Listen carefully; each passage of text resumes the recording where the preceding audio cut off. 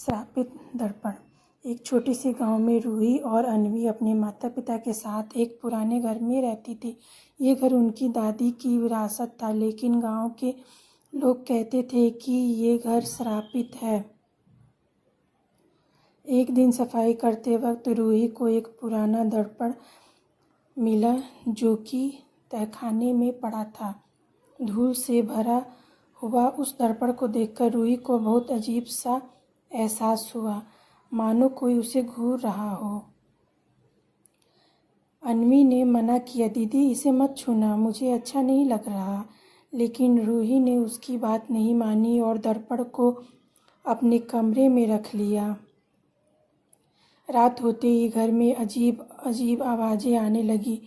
कभी दरवाजे अपने आप खुलते, कभी आईने में किसी की परछाई झलक दिखती। एक रात अन्वी की नींद खुली तो उसने देखा कि रूही आईने के सामने खड़ी है, लेकिन दर्पण में रूही की जगह कोई और था।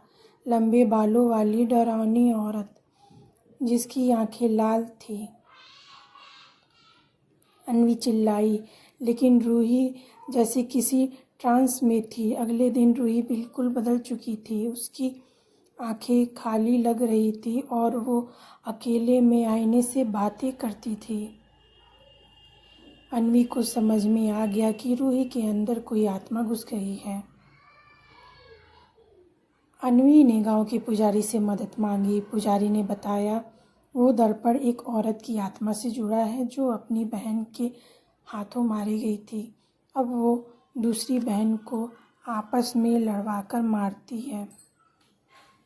रात को अन्वी ने पूरी हिम्मत जुटाई, दर्पण के सामने एक पूजा रखी और मंत्र पढ़ने लगी। तभी रूही चीखती हुई आई। उसकी आंखें लाल और चेहरा डरावना हो गया था। आत्मा रूही के मुंह से बोली, मैं अपनी बहन से बदला लूँगी, अब तुम दोनों मरोगी। अन्वी डर गई, लेकिन उसने बहन का हाथ पकड़ा और कहा, मैं तुम्हें नहीं छोड़ूंगी दीदी, हम साथ हैं। उस प्यार और बहन के बंधन से आत्मा की शक्ति कमज़ोर पड़ गई। एक जोरदार चीख के साथ आईना फूट गया और आत्मा हमेशा के लिए मुक्त हो गई। रूही बेहोश होकर गिर गई, लेकिन कुछ देर बाद होश में आई।